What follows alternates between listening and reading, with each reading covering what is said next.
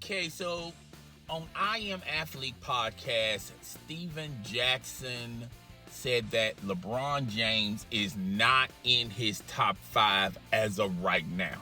Now, he's not talking about all time, but he is definitely talking about in his top 5 right now. Now, currently in Steven Jackson's top 5 is Kevin Durant, Giannis, Luka Doncic, Joel Embiid. He took the Joker out of his top 5 and put Jayson Tatum in. I like his selection, and I like how he phrased, when he gave the answer as far as right now. And I will dare to say, if anything, I would probably put LeBron James in the top 5 by either taking out, and it's kind of hard when you only got 5 spots. Either Luka Doncic, which Luka Doncic is tearing it up right now, so there's no real justification of pulling him out and placing LeBron in, It's just, and I would I would take out Giannis, or maybe Giannis. Either one of those players is really hard to make an excuse why you took them two out of your top 5 to put a LeBron James in. I feel like at the end of the day, what are you doing to contribute to your team, to get your team in great standings, or placing them perfectly as far as a winning record? And if you look at the guys he mentioned, all of those guys have something in common. They have winning records. All of those guys who are currently in those teams have winning records. Those teams are subject to go deep into the playoffs.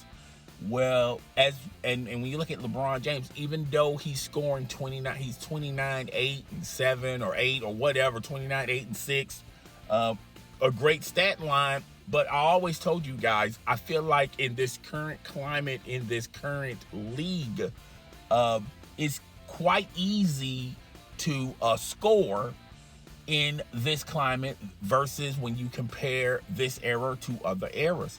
I'm sorry, in the 70s, 80s, and 90s, it would be a struggle to get that stat line. Only a handful of people can say that they orchestrated that type of stat line.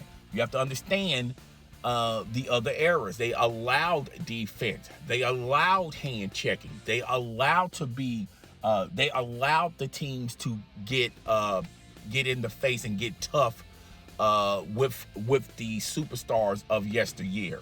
That's why it was the Jordan rules with the Detroit Pistons. Okay, it wasn't like they had the best defenders on Michael Jordan. Michael Jordan at that particular time was younger, trying to figure the game out. Plus, they were very physical with Michael Jordan. Every time he would go to the hole, they would foul him religiously.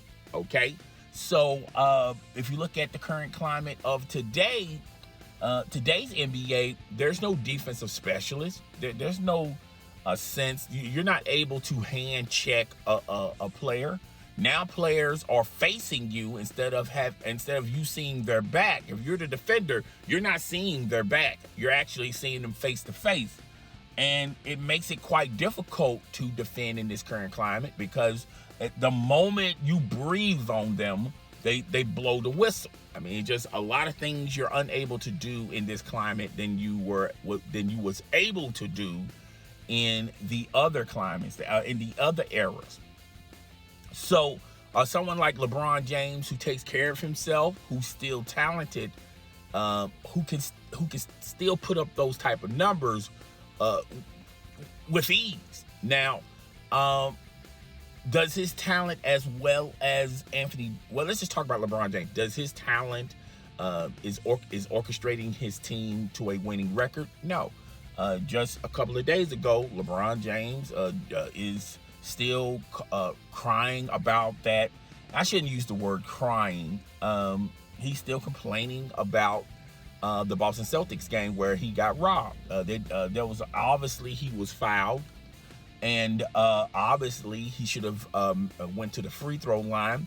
But if you look at LeBron James' late game free throw percentage, it's not that great, folks.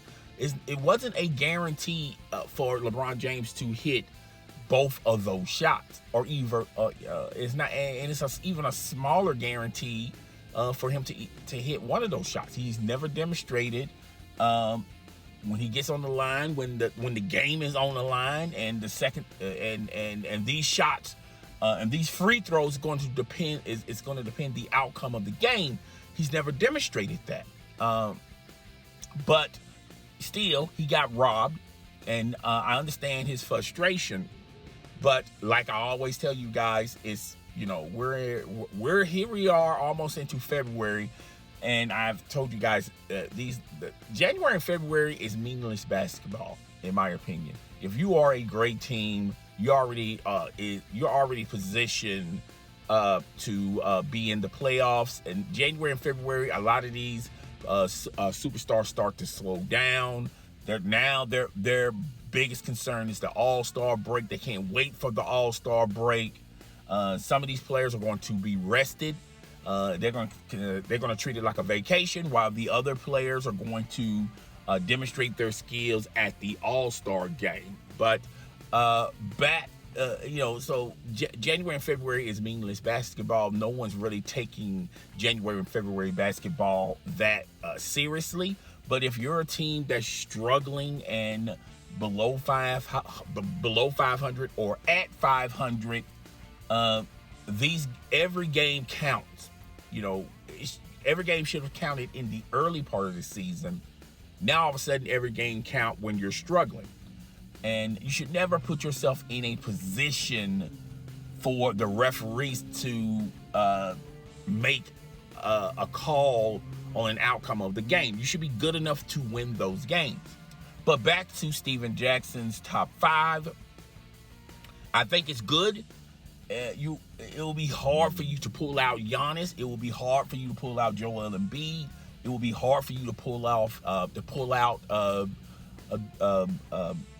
Luka Doncic or even Kevin Durant. It's just simply hard to pull out any of those players in Steven Jackson's top 5 as of right now.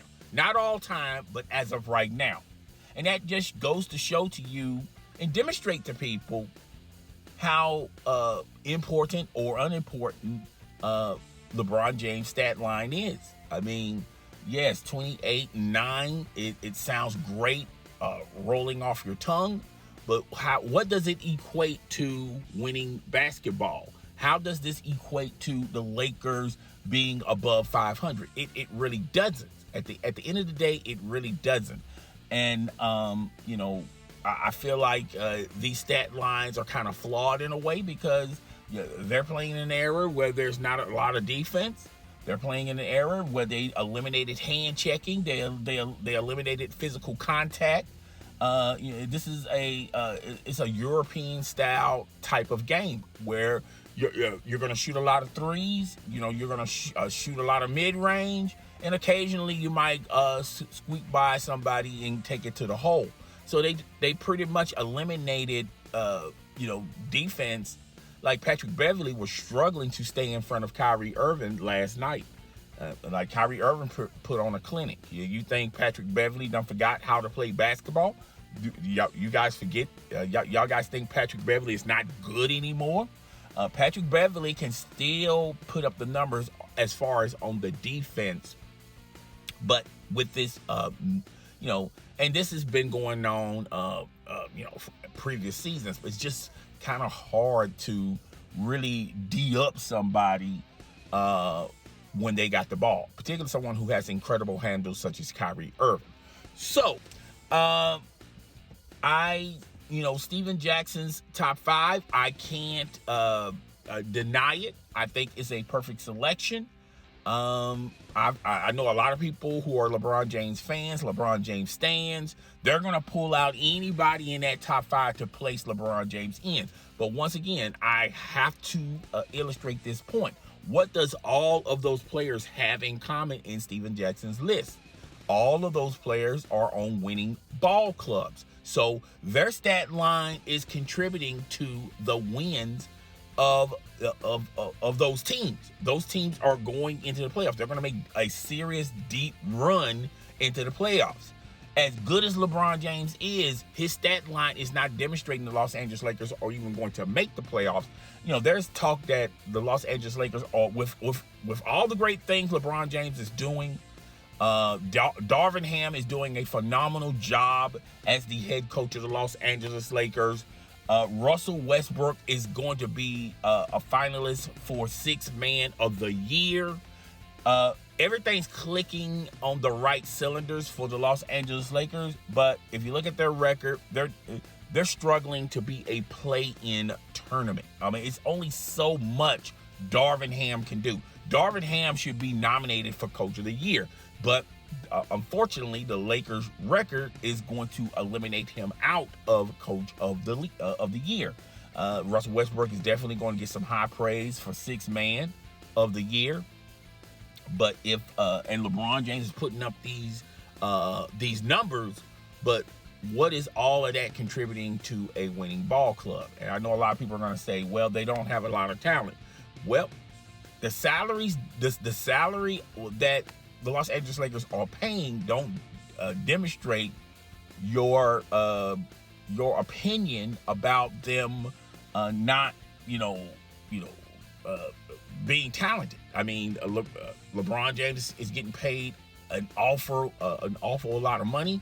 Anthony Davis is getting paid a lot of money. Russell Westbrook is getting paid a lot of money. They got some cap restrictions that they're not going to be able to sign another high-profile free agent or a superstar to have a big four, if you want to call it a big four. So, and they done mortgaged away all of their future draft picks, so they can't even utilize that avenue, that outlet. And they don't have a lot of money to even sign anybody until Russell Westbrook is off the books. And still the struggle is going to be sort of real for the Los Angeles Lakers. So you get what you pay for. When you want instant wins, and you want you want and LeBron James, making LeBron James happy by LeBron James and Anthony Davis rubber stamping Russell Westbrook, this is what you get. And the Los Angeles Lakers are around a 500 team, and I'm being a little bit modest. I think they're a below 500 team, but that's neither here nor there. With all the great accolades, and LeBron James is definitely going to pass Kareem Abdul-Jabbar. If not this year, maybe early next year. He's still going to put up those that 28-9 or 28-7, whatever that stat line is. With all the good things that's going on individual-wise for LeBron James, Anthony Davis, Russell Westbrook, Darvin Ham, when you put all of those ingredients together, the Los Angeles Lakers are struggling to be 500, and we're almost into February, folks. After the All-Star break, things are going to be tightening up. A lot of teams are going to even further their standings and further their positioning. And then what are the Los Angeles Lakers are going to do? A lot of these teams are going to give their very best A game. And, on a side note, LeBron was frustrated about the Los Angeles Lakers. With about the officials in that game between Los Angeles and Boston, he was so frustrated that he load managed for the Brooklyn game, and as well as Anthony Davis. And that's a game they could have possibly won because all they had was Kyrie Irving. That's a game they could have possibly won and just stack as many W's as you can in this month. So when you come back from the All-Star break, you're a little bit closer to getting this team into a playoff position.